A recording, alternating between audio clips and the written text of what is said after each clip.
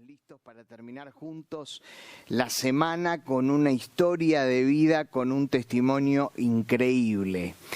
Vamos a estar dialogando con nuestro invitado, excombatiente de Malvinas, pastor en la ciudad de Mar del Plata, y su historia es una historia para poder escuchar y para poder disfrutar muchísimo y para poder descubrir qué significa que Dios intervenga en la vida de una persona, como lo ha hecho con nuestro invitado. Queremos que usted se sume también al diálogo, se sume a la charla. Vamos a poner en pantalla nuestra vía de comunicación, que es el 11-2777-0000, y si usted nos escribe desde el exterior, más 54 911-2777-0000. Ya estamos listos para recibir sus mensajes, para recibir sus saludos, sus preguntas, aquello que quiera compartir para con la charla y para con el invitado, a quien le damos la bienvenida, es el pastor Germán Feldman. ¿Qué tal, Germán? ¿Cómo te va, Esteban? Un gusto grande conocerte. Bueno, mío, gracias por la oportunidad y la invitación. Bueno, tu historia de vida me ha cautivado muchísimo en dos videos que me han enviado, y me gustaría un poco que nos la cuentes. Contame dónde naciste, contame un poco cómo fue tu infancia, tu adolescencia. Contame hasta ese momento tan particular que te tocó vivir a los 18 o 19 años. Mira, nací en Mar del Plata, muy cerquita de aquí, como conocés. Sí, claro, una hermosa ciudad. Una infancia bastante complicada. Más o menos a los 4 años mis padres se separaron, y bueno, y de ahí para adelante la infancia empezó a crecer un poco despareja, hasta que conocí las calles de Mar del Plata, pero no en el mejor término de lo que son las calles.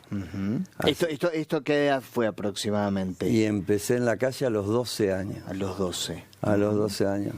¿Qué te llevó a la calle? ¿Te llevó el ambiente familiar? ¿Te llevó sí, las malas compañías? Sí, fui un poco solo, pero un poco en la desprotección no familiar, porque es lo que podían hacer en el momento, es hasta donde se podía hacer.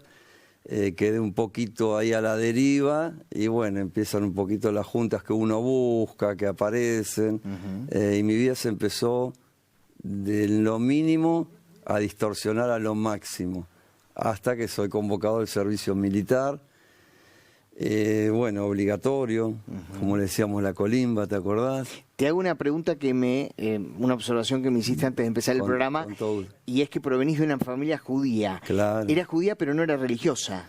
Eran judíos, pero no practicantes. No practicantes. Venían escapando de la Segunda Guerra Mundial, polacos, se establecieron en Avellaneda, aquí, después fueron a Mar del Plata, nació mi padre, y bueno, y acá estamos. ¿Sos segunda generación de argentinos? Segunda generación, sí.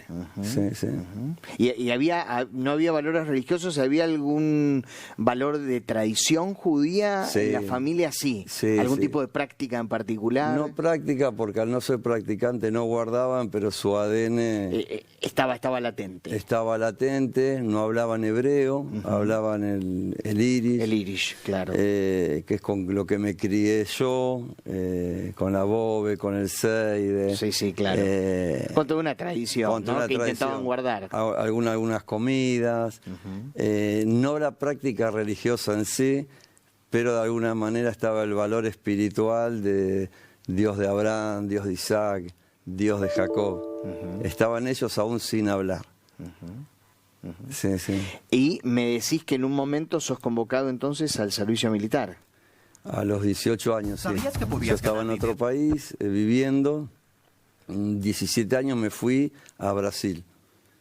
Había hecho un pacto con mi padre que me firmaba la patria potestad para poder salir ante el colegio de escribanos, pero si él me llamaba, había que volver. Había que volver. ¿Y qué te llevó a ir afuera? Mira, yo desde chiquito fui muy explorador. Y me gustaba como ir más allá. Ver qué había afuera, ¿no? Ver qué había afuera. Así que me fui a Brasil en principio, y mi padre, bueno, después de un tiempo me llama, vuelvo y me dicen, mira, quiero que había elecciones en ese momento, que votes al lado mío, es tu primer votación. Año 83. 83, claro, democracia. Claro. Y, 30 de octubre del 83. Pero qué memoria, Esteban. Y yo medio no quería venir, pero como había una promesa, me volví. Y ahí fui sorteado del servicio militar, no pude salir. Y cuando voy a salir el lunes, el viernes, empecé el conflicto de Malvinas. O sea, fuiste convocado para el servicio militar, hiciste todo el periodo del servicio militar. Todo entero, 13 meses. Y exactamente antes de salir, sos convocado para ir a Malvinas. El lunes empezó la guerra, el lunes salía, el viernes subo al avión para ir al sur. Contame un poco cómo te enterás que sos convocado, en qué ámbito, y contame un poco qué reacción tuviste, ¿no? Son muchos sentimientos juntos, porque se mezcla la juventud, la inconsciencia, la inmadurez, el patriotismo, pero a la vez no tenés conciencia de lo que es una guerra, de lo que es el hambre, lo que es porque el nunca frío. estuviste. Porque nunca estuviste. Claro. No pasaste por esa situación. Entonces, bueno, volvimos al cuartel, vi algo como más serio, más bélico que un entrenamiento. ¿Dónde estabas? ¿En qué lugar era eso? En el Gada MiG 602, en una batería de misiles. Yo trabajé en un taller de misiles 13 meses. Y justo llevaron esos misiles Tiger Cat, misiles irlandeses. Y bueno, yo estaba entrenado en una batería que se llamaba AOR, Aspirantes Oficiales de Reserva. Y bueno, no hubo mucho tiempo, solo cargarte de balas, 200 balas, 250 balas, un cuchillo, 1 litro de agua y al avión. La pregunta del millón, no habían sido entrenados para eso, por supuesto. No. Habías tenido el entrenamiento básico que había en aquel momento en la colimba, pero no para una guerra, no. Claro. No. Es más, la mayoría, el 80% eran clase 63 y el 20% éramos 62. O sea que tenían un mes de entrenamiento. Claro. Ellos. Claro. Y nosotros 1 año, ponele. Claro. No estábamos preparados. ¿Te imaginabas todo lo que viviste después? Cuando te informan de que ibas con destino a aquel lugar. Si me imaginaba en qué tiempo, antes o después. En el momento que te informan, claro. ¿Te imaginabas lo que venía? No, porque yo llegué antes de la guerra, combatí toda la guerra y después estuve prisionero de guerra. Así que en el momento que no había guerra, pero que ya tomamos posición, tenés un poquito de sentir el aire frío, comés cada tantas horas, no hay ruido, no hay aviones, no hay barcos, no hay combate, no hay hambre, no empezaba a perder kilos, bueno, no te empezaba a congelar, pero después empezaba a tener idea a medida que lo vas viviendo, ¿no? Claro. ¿Y llegan a aquel lugar, me decías, que te interrumpí? Desembarcamos, bueno, del avión, y no había guerra, armamos unas carpas, y al poquito tiempo, donde estaba yo, empezó la guerra. 4:15 de la mañana. Entraron 5 aviones ingleses y soltaron una cantidad de bombas impresionante. Bueno, y ahí empezó y duró casi 68 días. Qué increíble. Sin parar. Qué increíble. ¿Y qué imágenes te quedan en la mente? Hace poco hablé con David English, que fue un sobreviviente de las Torres Gemelas, sí, ¿no? Y está teniendo mucha prensa en los medios él. Y él me dice que en el caso de él no quedó en su mente la imagen del avión chocando, sino el ruido del segundo avión impactando contra las torres mientras hablaba por teléfono público con su padre. Dice, el ruido ese quedó en mi mente. ¿Qué pasó en la tuya? Y sí, quedan muchos ruidos, quedan muchas situaciones. En el caso mío, desde que entró el primer avión, entró el segundo, y yo caigo en un pozo, en una trinchera, empiezo a tirar al avión, que no, imagínate, es como tirar una piedra a un cóndor, ¿no? Y vino un compañero mío, que ya fallecido, y me tiró una frazada en la cabeza y me dijo, Germán, no podemos hacer nada. Y le digo, ¿cuánto dura una guerra? Y me dice, sí, puede durar 1 año, 1 mes, 10 años. Ya habían pasado 12 horas del primer bombardeo, que duró varios meses, sin parar. Así que hubo muchos ruidos, muchas explosiones, obviamente gritos, amigos gritando mamá, uno corriendo para un lado ayudando, otro ayudando al otro. Situaciones muchas. Duró 2 meses y 12 días. Exactamente, sí, contando el tiempo que estuvimos prisioneros, sí, Claro. 72 días. 2 de abril, 14 de junio. Tal cual. 14 de junio fue el rendimiento y bueno, el traslado en el caso mío en el Norlandhall, un buque inglés. Increíble, ¿no? O una historia. Increíble, increíble. ¿Cómo fue la relación con tus compañeros argentinos durante el combate? ¿Y tú empezaste a tener contacto con combatientes ingleses también? Estuvimos con ingleses, estuvimos con argentinos. La primera pregunta te contesto. Con los argentinos yo le digo a los chicos héroes, ¿no? Los bravos de Malvinas, ¿no? Cada uno vivió una historia diferente, pero por pelotones vivimos historias colectivas, interpretadas según la juventud, la adrenalina y lo que pasaba. Pero aprendí mucho de ellos, a compartir, aprendí a valorar, aprendí lo que es un hermano yo digo de trinchera, ¿no? Fueron muy valientes los chicos, muy valientes. Frente a una situación como esa, Sí. ¿qué pasa con los compañeros, con los compatriotas? Sí. ¿Se genera rispidez o se genera hermandad? Mira, se tiene que generar rispidez porque cuando empezás a sobrevivir, ahí en la guerra dejás de vivir. Pero cuando empezás a sobrevivir, sale quién sos, sale lo que sentís, quedás expuesto. ¿Expuesto en qué? En el combate, expuesto en todo. Y bueno, nosotros tenemos un problema de comida, por ejemplo, y cuando llegaba la comida la ponían en un cilindro, ya 2 posiciones habían destruido, en la tercera posición nos llegaban los camiones, y acá te hablo de la rispidez. Y cuando llegaba la comida todos queríamos a ver si podíamos comer, había hambre. Yo había bajado 14 kilos ya, en 60 días más o menos de combate. Y veíamos que estábamos todos con cuchillos, bueno, con armas, todo. Y por ahí nos chocábamos en la desesperación del comer y nos miramos. Le dijimos, vamos a cuidarnos, porque está saliendo lo peor de nosotros. Y hacíamos fila como en la primaria, tomábamos distancia y nos poníamos números. Y así comíamos. El único beneficiario de comer más era el que iba a buscar la comida en el medio del combate. Teníamos una lista a quién iba por día. Hoy va Esteban, mañana Germán, y así.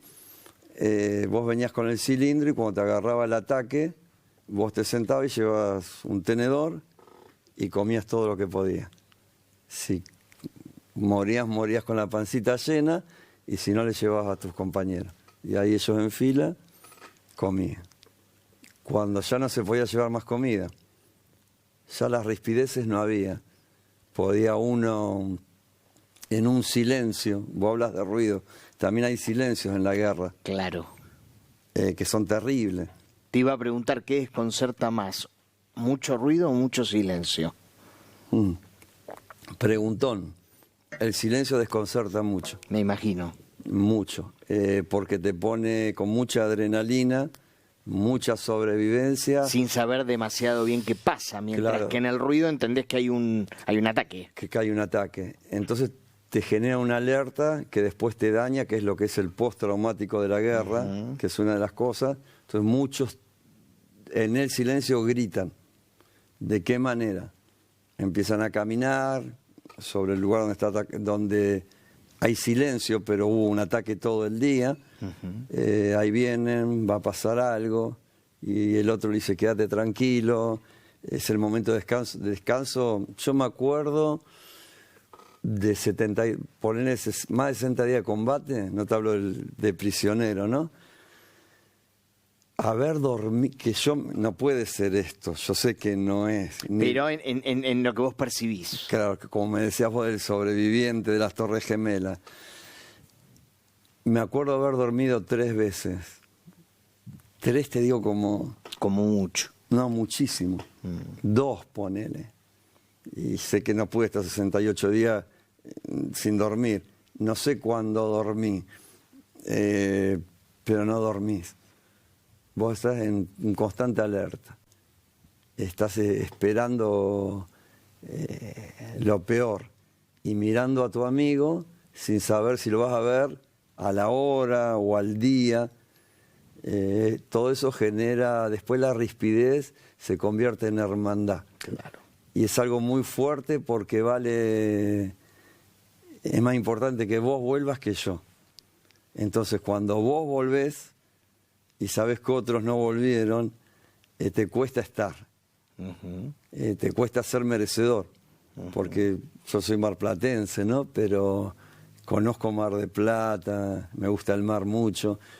Caminaba por el mar, por la costa, o por las calles, y yo pisaba y eran las mismas calles, la misma arena, pero yo no era el mismo. Estás con la familia acá más, con la nona, con los seres queridos. Pero había sido transformado por esa situación. Vos eras otra persona. Y tu identidad no estaba en el mismo lugar porque el alma estaba fragmentada.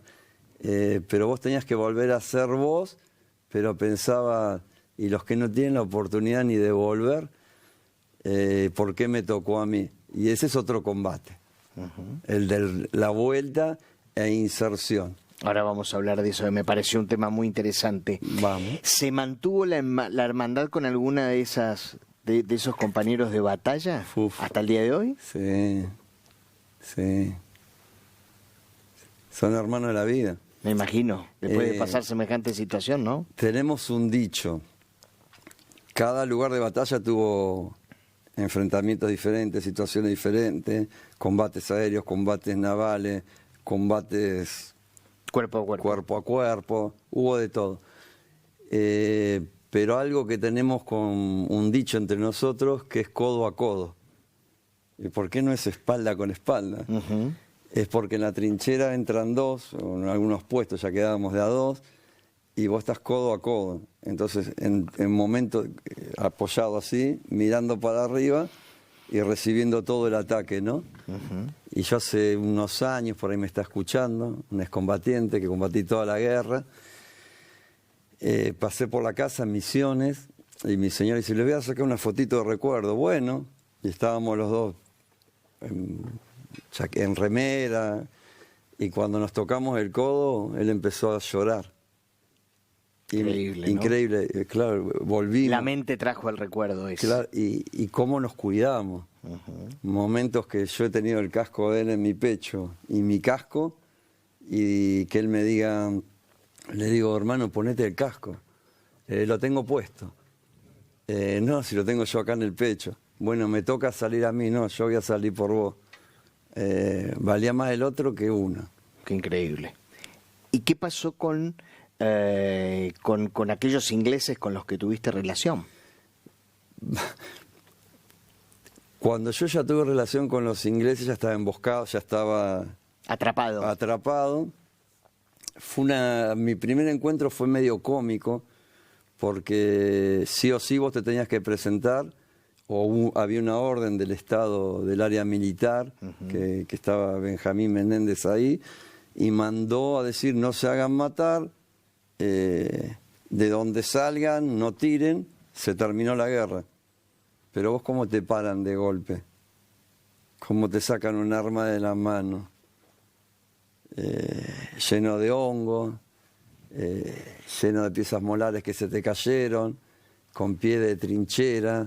Con un frío que me imagino al cual no estabas acostumbrado. No, con los brazos azules hasta acá, principios de hipotermia, hambre, mucho ruido, muchas situaciones. Bueno, se terminó todo.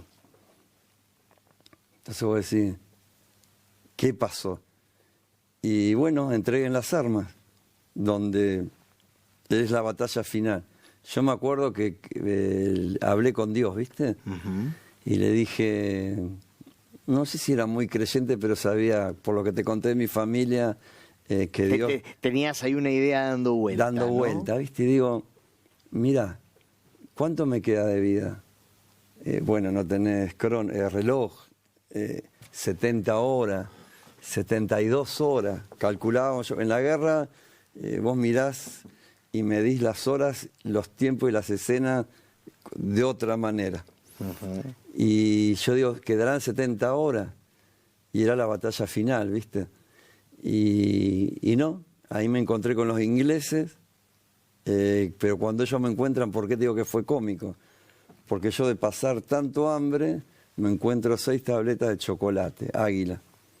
Y yo lo primero que las vi ahí en una roca, me pongo 3, y la orden, entreguen las armas. Digo, mi arma tenía una G de Germán, se me había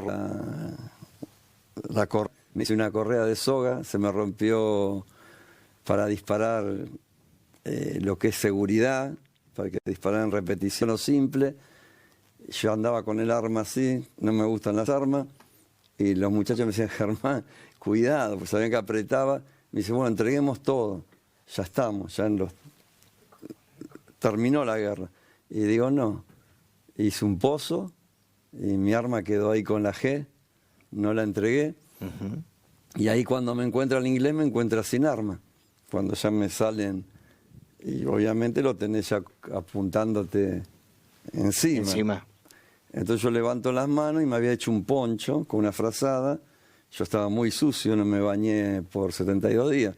No, yo cuando hablo de yo, hablo de... Sí, del grupo. Del grupo. Claro. Y vos podés creer que él cuando me empieza con guantes quirúrgicos, ¿no?, a revisar, ve a alguien tan sucio. En esa época era joven, ¿viste? Y él profesionalmente me seguía apuntando, pero cuando me toca el pecho, empiezo a sentir duro. Y yo no le podía explicar que era chocolate. La tableta de chocolate, claro. Ese fue mi primer... Y me hace desprender. Él pensando que iba a encontrar algo. Claro. Y encuentra el chocolate y me dice que me lo guarde. Y de ahí sí fui a un lugar de prisioneros, por ahí cometí algún error, recibí algún golpe, pero por algunos errores míos. Y ahí me metieron en un depósito de comida donde comí queso con vidrio. Queso con vidrio. Queso con vidrio. No se lo recomiendo a la audiencia porque no es bueno para la digestión, ni de día ni de noche. Entonces, vos cuando estás prisionero, cuando caminas vas con las manos atrás, ¿está bien? Cuando estás en un lugar fijo, como si fuera aquí, al piso, y siempre apuntado. Pero me tiran al piso en un lugar donde había hormas de queso. Imagínate el hambre que tenía. Pero en ese galpón estaba todo estallado por los bombardeos, estos que te conté un poco. Entonces había vidrio sobre el queso. Lleno, incrustado. Pero yo con el mismo vidrio cortaba un pedazo y desde el piso me lo comía. Obviamente me comía queso y vidrio. Sobre el deterioro que tenía, imagínate lo que siguió, ¿no? Pero bueno, yo a veces digo, tengo 61 años, digo, 3 hijos, 3 nietos, la reina, mi esposa, Ani, y digo, es un milagro estar vivo, ¿viste? Claro. Es un milagro. Claro. ¿Cuántas cosas se valoran después de haber pasado situaciones como esa? ¿Sabes lo que valoraba, Esteban? No sé si en tu caso, ¿no? Sos más joven. Cuando antes doblabas en tu casa la sábana sobre la frazada y te la ponías acá en el cuellito y tenías una almohada, nunca más había tenido una mesa, claro, nunca más había tenido un vaso. Cosas tan ordinarias de todos los días, ¿no? Que hoy los tomamos como... Tomás agua, vos rompés la tierra, se congela y con tierra y todo te tomás cuando podés tomar. Comés un pingüino, compartís una cebolla entre 11. Lo contás en el video. Lo conté en el video. Claro. No hay luz, no hay paredes, no hay cama. A mí tuve que aprender a bajarme de mi cama cuando volví. Hay guerra, ¿no? Constante. Hay guerra. Empezó la guerra y siguió la guerra. Porque claro, a eso voy, ¿no? Digo, viviste, ¿cuántos? 68. Sí, 68, 72 días. Pero eso dejó un efecto que no se fue en el momento que regresaste de la guerra. ¿Cómo fue la vuelta? ¿Cómo fue el regreso? El regreso fue traumático. Primero porque lo que te contaba, ya no sos el mismo, la gente pregunta, la gente quiere saber, pero por ahí no entiende que vos todavía no encontraste hangar para aterrizar. Claro. Llegaste físicamente. Sí, físicamente. Nada más. Nada más. Llegaste todo roto y con tu cuerpo, con tu nombre. No hay mucho más, ¿no?, para juntar. Y por ahí insertarte en la sociedad es medio difícil. En mi caso yo tuve casi 7 años los brazos azules por la hipotermia. Dejó una marca, ¿no? Estoy sano, pero si yo me tenía que poner una remera, me daba un poquito como de... De prurito, claro. Ibas a pedir un trabajo y te decían, ¿qué clase sos? ¿Es 62? Y lo preguntaban en función a la guerra. A la guerra. Claro. ¿Y estuviste en la guerra? Y sí, pero lo que tengo que pedir es un trabajo. No tenías más trabajo, entonces ahí me empecé a ir del país. Perdóname, los trabajos realmente no querían tener gente que haya pasado por la guerra. No. Claro. No, para nada. Y bueno, lo que llevó que se suicidaron... Sí, muchísimos, ¿no? Excombatientes. Y más de los que murieron en combate. A más de los que murieron. Más de los que murieron en combate, fue terrible eso. Y otros se fueron del país. Del país. Germán, dijiste algo en un video que a mí me llamó la atención, que por mucho tiempo no hablaste. Después, ¿No? No hablé por 3 años. ¿Y por qué crees que sucedió eso? Por el daño que tenía mi alma. Vos sabés que la injusticia genera violencia. Correcto. La violencia se manifiesta en forma exterior o interior. En mí se manifestó interiormente. Interior. Si bien estaba enojado con el exterior, yo... Se manifestaba hacia adentro. Hacia adentro. Entonces decidí dejar de hablar. Y no es que no tenía cuerdas vocales ni voz, no hablaba. Y estuve 3 años sin hablar. ¿Te imaginas todo lo que pensé en 3 años? Claro, me imagino.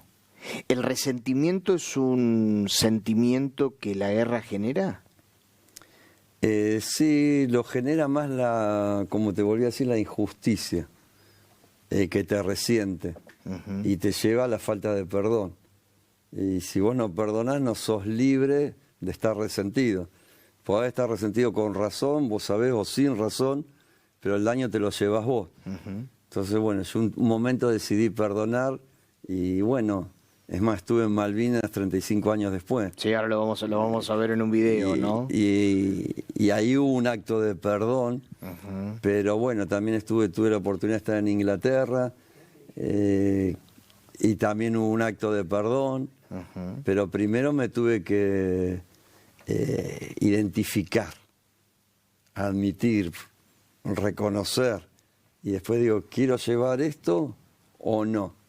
¿Qué le quiero dejar a mis hijos, a mis nietos? ¿Tenías temor que ese resentimiento se traslade a otros? Sabía que la herida se aguzana y se perpetúa.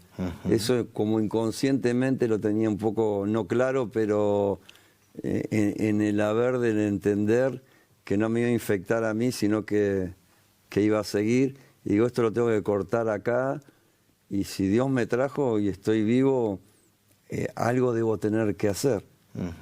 Bueno. En el momento que decís, dejé de hablar por tanto tiempo, ¿interactuabas socialmente o también te produjo mucha reclusión? No, me recluí. Te recluiste. Me fui hasta la Guyana Francesa viajando, pasé por Río Janeiro, Victoria, Espíritu Santo, El Salvador, Bahía. ¿En busca de algo? Sí, en busca de irme para Europa.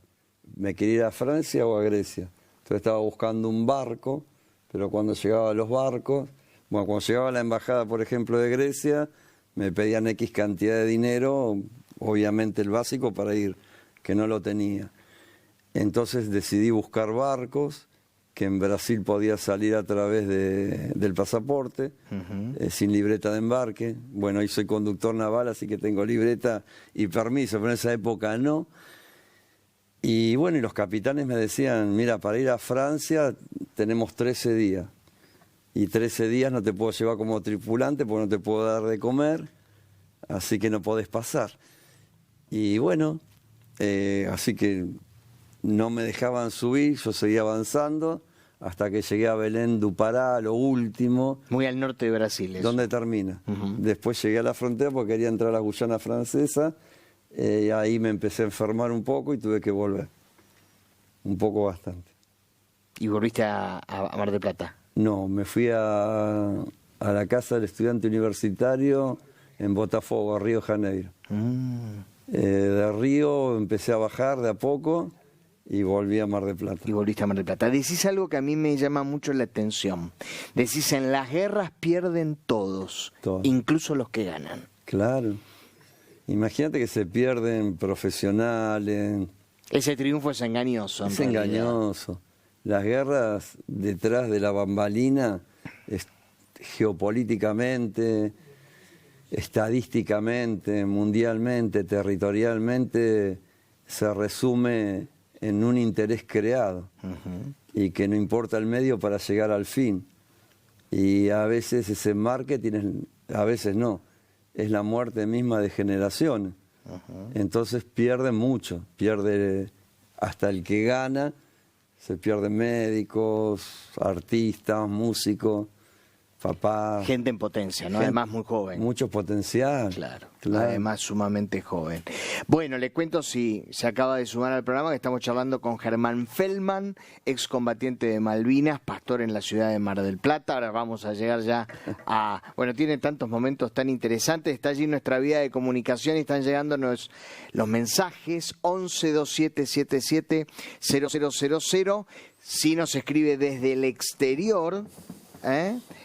más 54 911 2777 0000. Muy bueno, nos dicen, un excombatiente de Malvinas, ahora pastor. Soy Daniel Martínez desde Rawson, Chubut. Nos están viendo. Buenas noches, estoy aquí junto a ustedes. Dios bendiga ricamente a todos allí, nos dice Olinda Sánchez de Biondi, de la zona rural de Berrotarán, en la provincia de Córdoba. Gracias a todos, seguimos recibiendo los mensajes. Contame qué pasa, volvés y te convertís. No enseguidita. No enseguida. No enseguida, porque esos 3 años que no hablé, literalmente no hablaba. Que incluyeron el viaje que me contás. Fueron varios viajes, por lo menos el que te contaba, volví a Argentina, me volví a ir, pero bueno, un día me paso por lo que es la campaña de Carlos Anacondia, Mensaje de Salvación, y tengo un accidente antes de llegar ahí, porque vivía una vida de la calle. Yo volví, imagínate, mal. Y cuando tengo el accidente me quiebro un brazo y tengo que ir a un hospital. Entonces estaba buscando un micro para ir al hospital y paso por Independencia y Alvarado, en Mar del Plata, estaba la carpa, con el evangelista Carlos Anacondia y alguien vendiendo no sé qué, si pochoclos, una chiquita ahí. Y me dice, mirá, Jesús puede cambiar tu vida. Y le digo, orgulloso, yo me he quebrado, con toda la historia que te cuento, que son títulos por el tiempo, le digo, yo no necesito, le digo. Es más, es lo que vos necesitas. Y sale otro muchacho, es un servidor, sería, de la campaña, y a mí lo peor que me podías hacer cuando volví de la guerra, a mí me habían puesto el montañés, porque no hablaba y caminaba. Yo andaba con una chaqueta para cazar búfalos toda cortada, con flecos, un gorro negro y caminaba. Y no hablaba. Y lo peor que podía hacer que alguien me ponga la mano encima. Era terrible en ese momento. Y sale el muchacho de la carpa, un hermano, con todo el amor, todo el respeto, y me pone la mano en el hombro. Y cuando me puso la mano así, a mí me venía como la reacción, y lo miré hacia los ojos y vi como amor, paz, algo, no sabía. Algo distintivo. Algo distintivo. Y me dijo, ¿qué pasa, compadre? Dice, ¿está muy difícil? Y yo lo miro y le digo, no te conozco. Y me dice, ¿no querés pasar y hago una oración por vos? Y le digo, no necesito nada de nuevo, ¿viste? ¿Viste? Como el orgullo, es como el mal aliento, el último que se da cuenta es uno, ¿no? Y me dice, ¿no tenés a alguien que amás? Qué buena imagen esa. Me dice, ¿no tenés a alguien que amás que necesite? Sí, mira, mi padre tiene un problema cardíaco por todo esto de la guerra. Bueno, pasá y le voy a pedir por tu padre. Y cuando ora por él, pide por mi padre, me dice, ¿por qué no le das la oportunidad a Jesús? No necesito, no. Pero yo había hablado con Jesús en la guerra. No sé si me estoy adelantando. No, dale. ¿Sí? No. Soy más que interesante esa historia. Porque cuando yo me voy a la guerra, mi madre me abraza y me dice fuerte, ¿no? Acordate de Jesús. Bueno, le digo, pero ¿cómo? Si a la pasada. A la pasada, como si me dijeran la pandemia usaba barbijo. Se dio cuenta que me volvió a agarrar. Me dice, acordate de Jesús, como ni sabes lo que vas a vivir, ni yo sé, y te tengo que entregar. ¿Y ese recuerdo volvió en el momento que hablabas con aquel muchacho? No puntualmente. Esto me vino en la guerra, que tengo un compañero que hoy todavía tiene un tiro en el cuello, lo escucho gritar. Entonces teníamos un problema del fuego amigo en la guerra. Vos salís y no ves al que está, y eran todos muy chicos, y te tenés que nombrar. Entonces yo salgo y te digo, Esteban, soy Germán, Germán, soy Esteban. Y salgo a ayudar a este que gritaba, creía que estaba herido, y sale otro y me dice, Germán, se anuncia, no te hagas matar, me dice, fulano está bien. Entonces yo le digo, no está bien, yo lo estoy escuchando gritar. Me dice, está en shock. Bueno, estaba en un shock. Se le había caído toda una lona con agua, imagínate, a grados bajo cero, hambre, bombardeo, y empezó a llamar a la madre. Y cuando él grité decía, mamá, mamá, mirá que las bombas de los ingleses son, ¿no? Hay mucho ruido. A mí me venía, acordate de Jesús. Y le digo, mira Jesús, yo no te conozco, judío como te digo, pero si sos real, te quiero pedir dos cositas. Primero, no me dejes que quede ciego. Y segundo, los chicos quedaron enterrados vivos por las bombas, ¿no? Son muy fuertes. Y bueno, si me tengo que ir, me voy. Pero si vos me volvés, que yo no me olvide de vos. Que es posiblemente lo que haga. Que donde pise la calle, me olvidé. Me olvide. Y pisé la calle y dejé de hablar y me olvidé. Y empecé a viajar, empecé a hacer lo mío. Estuve más de 10 años perdido en el vicio. Hasta que, bueno, ahí en... Volviste a la situación de la carpa. De la carpa. Y con la mano en el hombro. Y digo, dejé que ore por mi papá. Y me dice, ¿por qué no le da una oportunidad a Jesús? Y le digo, ¿cómo se la daría? Le digo. Porque a mí la verdad que el tema religioso no me interesa. No, pero Jesús no es una religión. ¿Y qué me estás presentando? Le digo entonces. Una relación, no una religión. ¿Y vos decís que yo puedo tener una relación con Jesús? Sí. Obviamente si le abrí el corazón, no, es muy caballero. No te va a forzar. No. Bueno, le digo, voy a probar. Me voy, me acuerdo que caminé de la carpa 5 cuadras, tenía que ir al hospital todavía. Claro. Imagínate que estaba... Con el brazo. Con el brazo así. Me meto en un baño de un bar y me fui a mirar al espejo. Porque sentía como que había cambiado algo dentro mío. Y me quería mirar. Y cuando me miré al espejo, me volví a ver el color de ojos que tenía, que ni me acordaba. Me volví a ver yo. ¿Notaste un cambio? Sí. ¿Notaste un cambio? Noté que había entrado luz. Y bueno, después fui al hospital, me enyesaron y siguió la vida, pero con Jesús. Con el Señor. Qué increíble. Contaste recién, y quiero meterme en ese tema porque pasa la hora enormemente, volviste a Malvinas. Uno supondría que después de haber vivido allí la guerra, uno nunca quisiese volver. Lo digo desde mi ignorancia por no haber pasado cierta situación. ¿No pasa eso? Sí. No pensar a ese lugar no vuelvo más. Sí. Porque son recuerdos trágicos. Claro. ¿Y por qué volviste? Mira, esto con todo respeto a los excombatientes, ¿no? Esto es una decisión muy personal. Algo que te limita a volver a Malvinas son los recuerdos trágicos. Correcto. Otra que entras como extranjero, otra que todos fuimos prisioneros y quedás expatriado. Es como que te sacan de tu misma casa.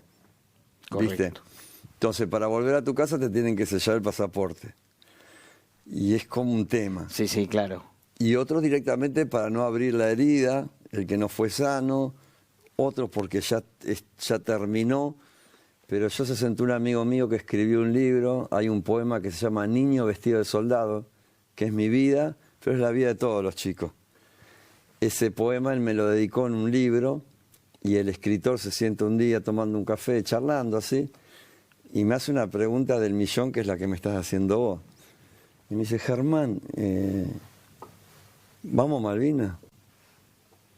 ¿Qué año es esto? Y esto hace 6 años atrás. 6 años atrás, 6, 7. Y le digo, ¿a qué?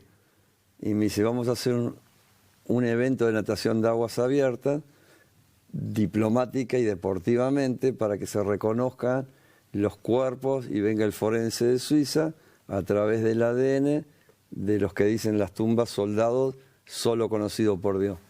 Y yo soy uno de los nadadores, aparte de escritor.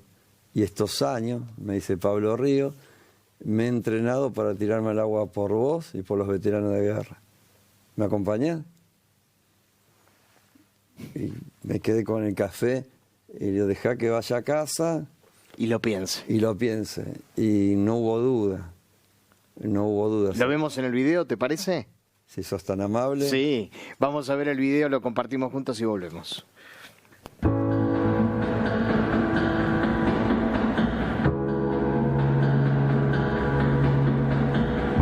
Soy Germán Feldman, soy excombatiente de Malvinas, tengo 54 años.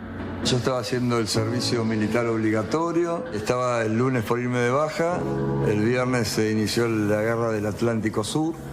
Mi posición era defensa antiaérea, artillero, pero bueno, realmente era un niño vestido de soldado con 19 años.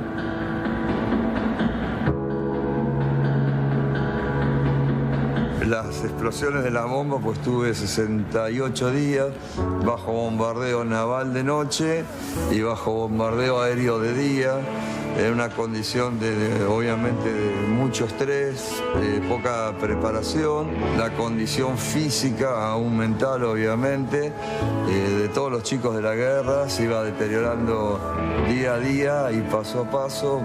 Cuando llegamos al final de la guerra, estábamos comiendo una cebolla entre 11. Y yo de ahí dejé de hablar hasta los 21, los 22 y los 23. Estuve 3 años sin hablar. Yo le dije a mi padre, porque él vio que no hablaba, me tuvo que sacar varias veces de abajo de la cama. Y escuchaba un avión y dormido saltaba y me tiraba abajo de la cama. Yo cuando llegué con ellos a comer, se levantan y se enteran que soy veterano de guerra y había un soldado inglés. Y se levanta y me hace una pregunta, si yo lo quería matar. Y le dije que éramos gente joven, que yo no lo quería matar, ni él me quería matar a mí, que era un tema evidentemente de intereses creados por políticos mientras que hacían que la gente se mate. Había bombardeado la isla de día y noche. Y me dice, llevé el dolor de la guerra a 35 años. Y le digo, ¿vivís en la isla? Y me dice, no, es el primer día que vengo después de 35 años. Y yo era el primer día. Pero con todo hubo perdón, hubo reconciliación. Y lo que estoy encontrando ahora, parte de mi historia geográfica en la experiencia vivida. Y hoy encontré un lugar donde estuve prisionero y me permitieron entrar y les dije que mis hijos y que mis nietos no tienen que odiar, tienen que perdonar y tienen que ser libres para siempre. Y que en una guerra, la verdad que pierden todos, hasta el que gana. Estoy excelente, estoy feliz. Yo ya quiero volver. Quiero traer a mis nietos, quiero volver a caminar por la isla. Mi recomendación a los excombatientes es que tengas la paz de venir y que busques la paz y la sigas.